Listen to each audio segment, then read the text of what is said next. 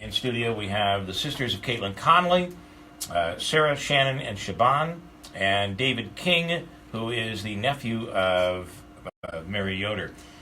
These guys, all along with other family members, believe that Kaitlyn Conley is not only not guilty, and I spoke to somebody that was really did a lot of investigating and looking into the case and working along with the attorneys who really believed not just not guilty, but innocent. And that's how you guys feel.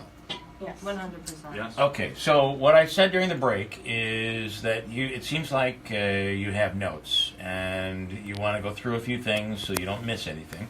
And it's 7:37 now. I have until 8 o'clock, so let's see what we can do. Okay. I want to start with you, Dave. Dave, okay? Dave's fine. And you have something you want to talk about in regards to the computers. Right. So, I mean, it's such a complex case, and there's so many little bits and pieces we had to add to the story.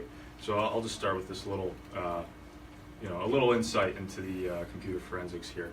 So McNamara had stated that Katie had searched colchicine toxicity on her phone. That's incorrect.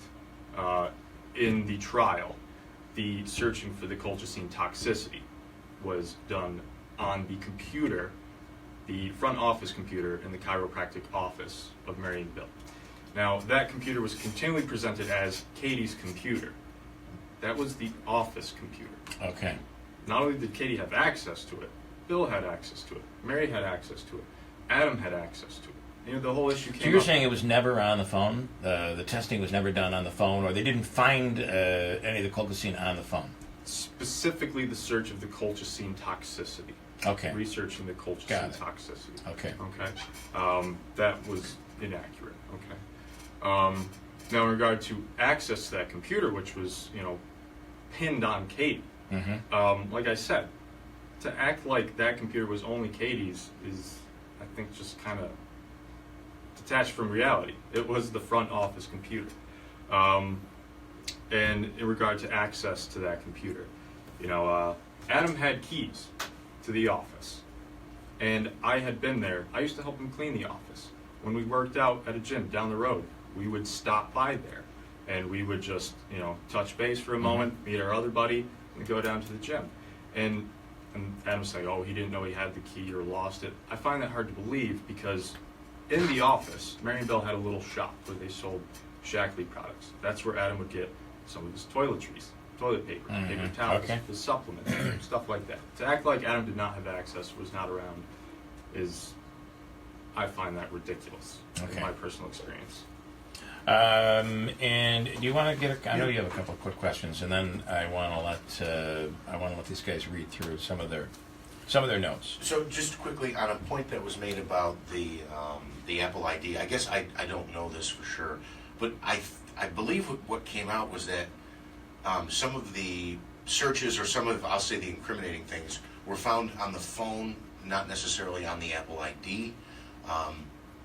I don't know if you guys wanted to respond to that at all, that it was, for instance, if you and I share an Apple ID, I believe, and this came out in the trial, that we can tell, did it come from Bill's phone or did it come from Jeff's phone? I don't know the answer to that, and I try to think about that because I share an Apple ID with my wife, but she also has her own as well.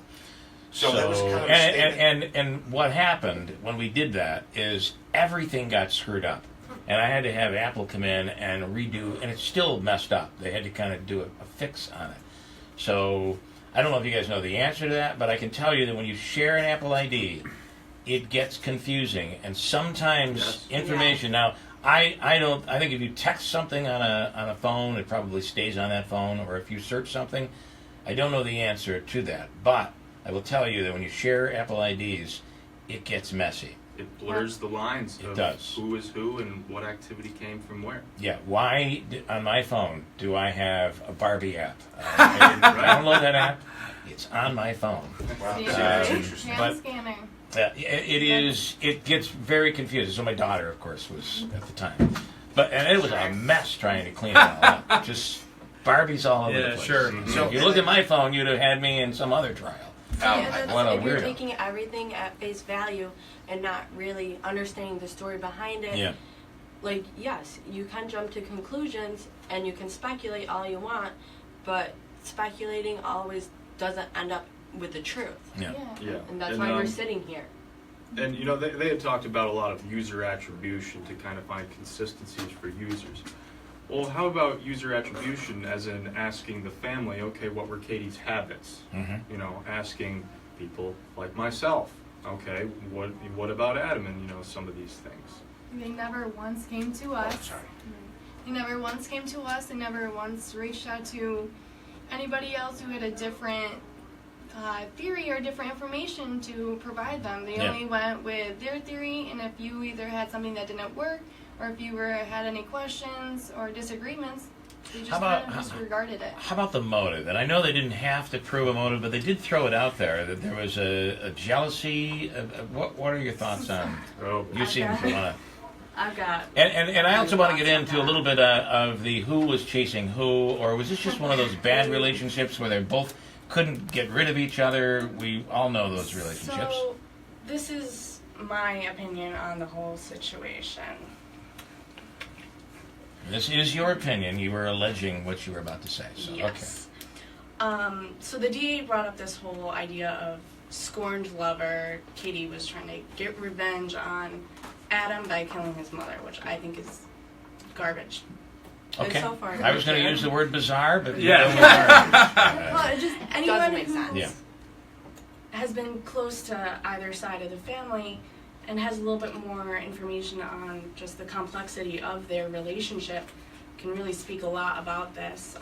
I think one of the biggest things to bring up was that the domestic abuse that was occurring in that relationship has come out in the second Uh-huh. trial. And obviously that wasn't something that Katie wanted to air the first trial, which is why it really didn't come up, but Policelli thought that it kind of fit the narrative and Mhm. deserved to we be out did there. try to get that in the first try. Yeah.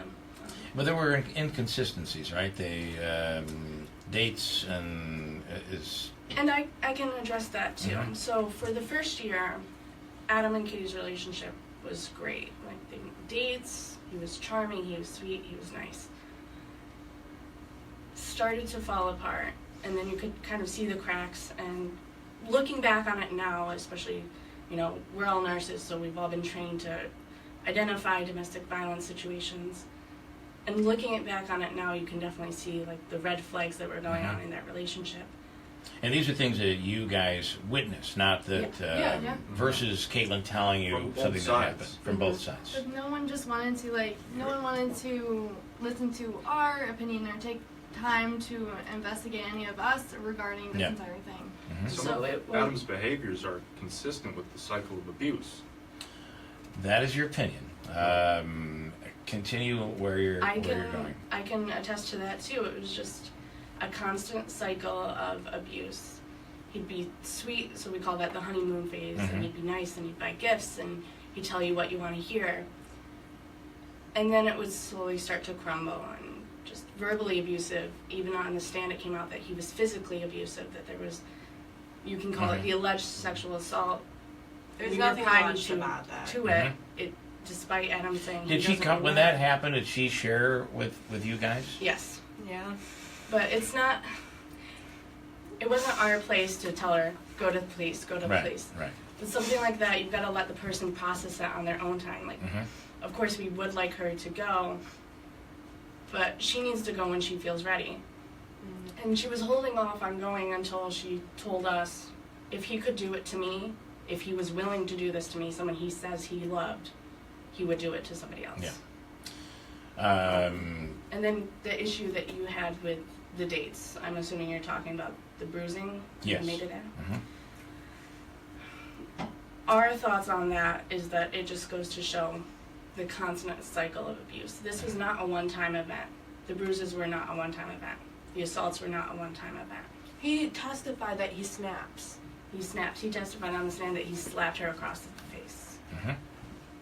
So it's a constant cycle.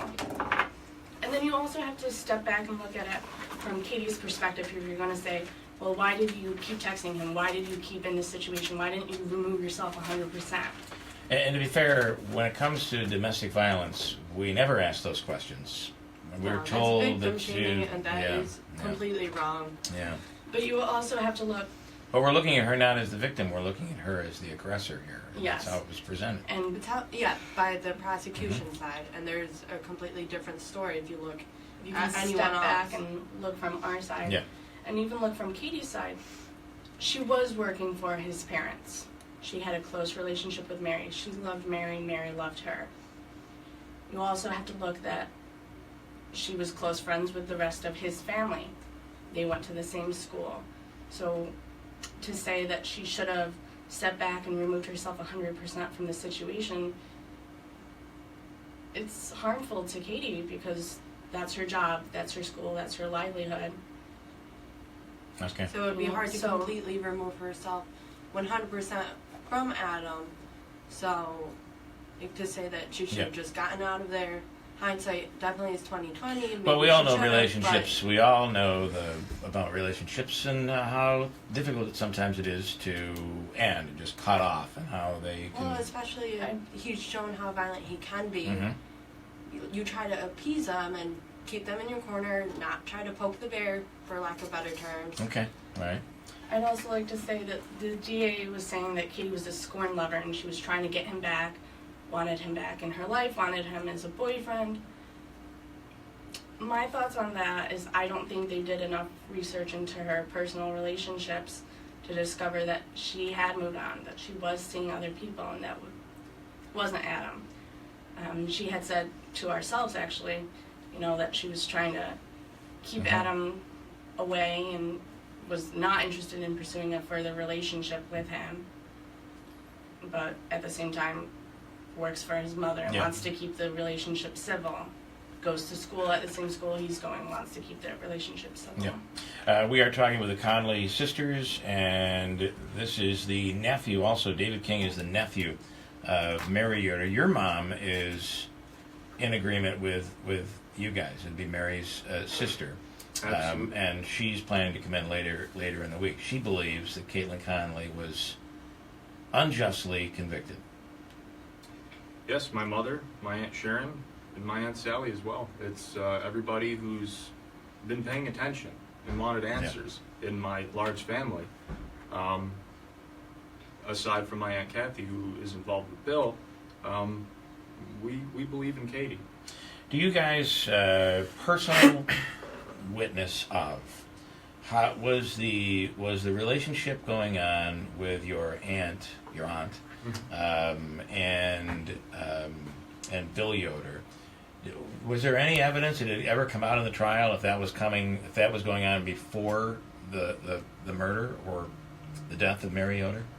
I don't know if you remember in the first trial, one of the witnesses for the defense was actually a neighbor who lived down the street from Kathy and doesn't have any attachment to us, so completely unbiased witness. And she did say that, I believe it was the week of Mary's death, or right around Mary's death. It was like the week before, maybe. Right around that time frame, I believe. She witnessed Bill and Kathy in a close embrace, and she remembered how uncomfortable it made her feel. Yeah, So I thought that was a smoking gun in the first trial, and it just it wasn't. Larry wants to pipe in here, and I want to tell you what he is saying. Multiple Apple IDs is interesting. Interesting. That is reasonable doubt on its own, because it's hard to tell which device things come from, and there is a merge of some content.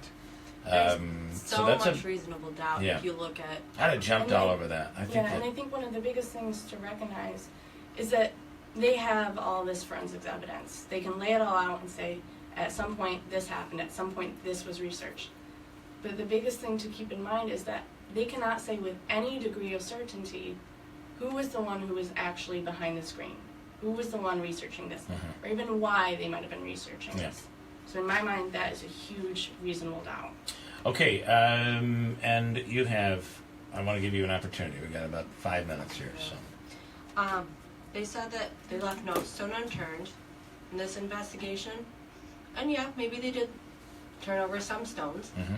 but there are so many leads that they did not follow through on. The fact that they found gloves, a dust mask, the dust Yeah, it mask, was a and Yep. safety goggles. Goggles, mask, In gloves. Adam's Yep. car, where they also find the toxin bottle that has a label on it with the skull and crossbones, and they didn't even gather those pieces of evidence to test them. Mhm. They just took Adam's word for it, why he had them, and called it a day.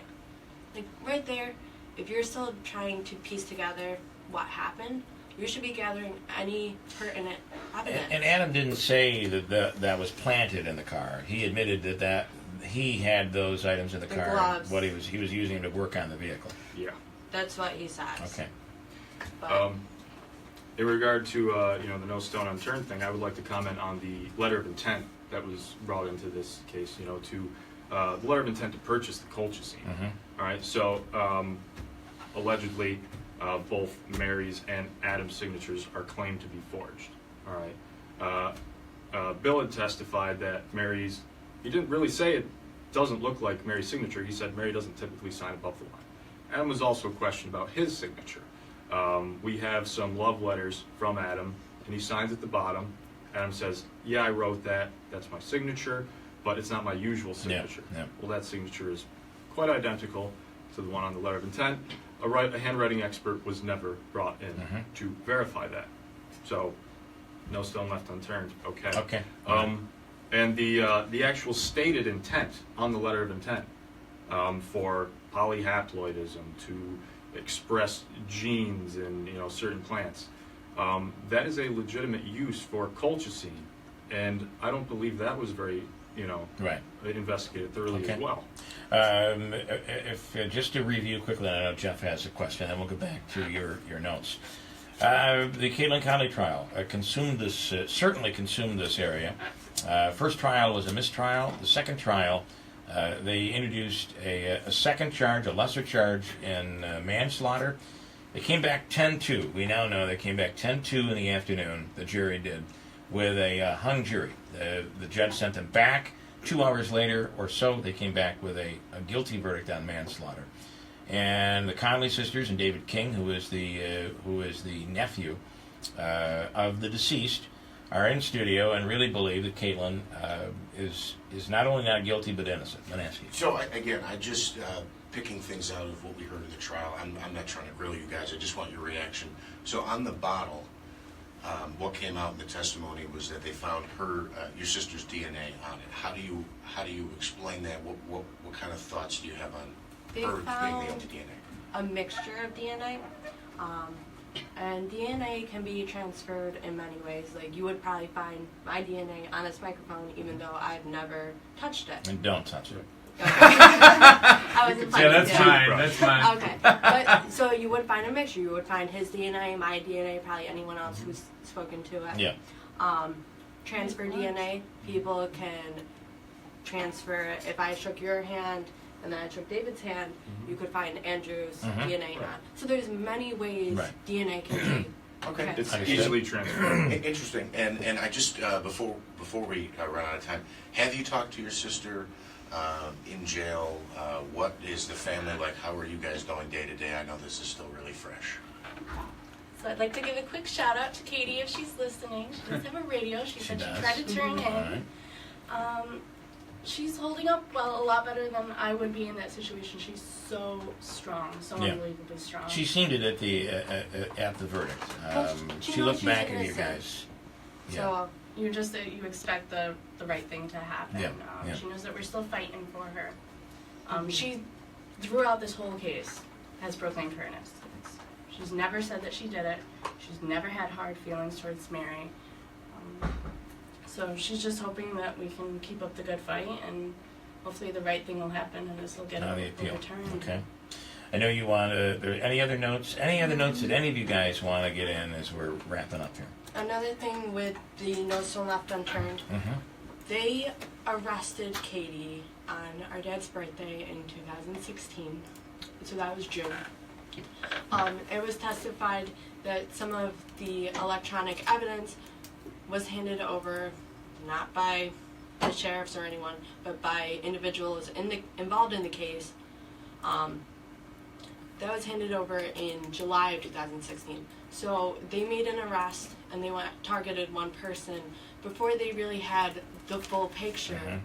So that just shows another example. And they'll say that they investigated both Bill and Adam, and I think the DA said this, and they just did not feel that they were suspects, or And I guess they were at one given point they were immunity. suspects. Yeah. Bill and Adam were given immunity. We know that. That has been an interesting part of. So They had no that- choice but to go after Yeah, Katie. you gave Right. 2 out of the 3 suspects immunity.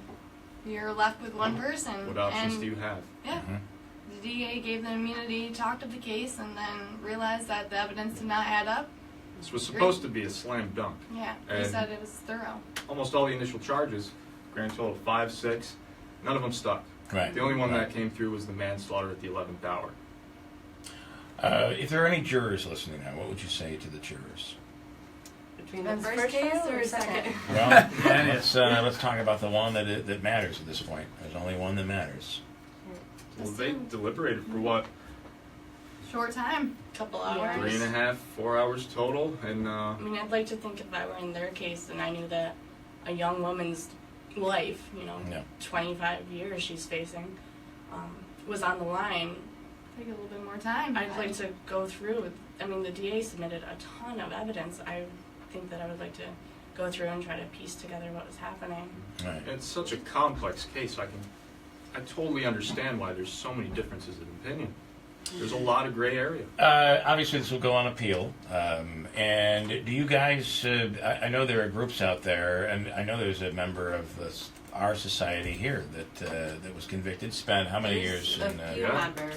And Um, wrongful convictions happen. so there are groups out there that Yeah. can assist. Do you? Right. Have you reached out to anyone? Or are you going to wait for the appeal, or what are They your? reached out to us. Stephen Barnes' mother has been a great support. She said that when Stevens, who I'm talking. He's a Yeah. good man, and was and lost a major part Yeah. of his life in prison. So Sylvia said that when she heard the jury's decision, she flashed right back 20 years ago when she was in the courtroom, when she was in our position. David has actually done a couple research. It's not the first wrongful conviction in our area. You know, there's 3 pretty major cases in the last few years that have been overturned. So Nevada Stephen County's not. Barnes, Joseph Smith, Mark Scheibelman, and now Kaitlyn Conley. Yeah. All right, guys, we appreciate your time. I know, David, we're going to be speaking with your mom later in the week, and we wish you guys the best. I know this cannot be easy on any of you. It is a family that's torn. Absolutely. One would think that the Yoder family would be all in, and the Conley family would be. And I think that's telling. Yeah, very interesting. All right, guys, thank you for your time. Thank Thank you you, so much. Bill. And good luck, and we'll be following this. So. Thank you. WIBX, it's almost 8 o'clock. Quick break before news.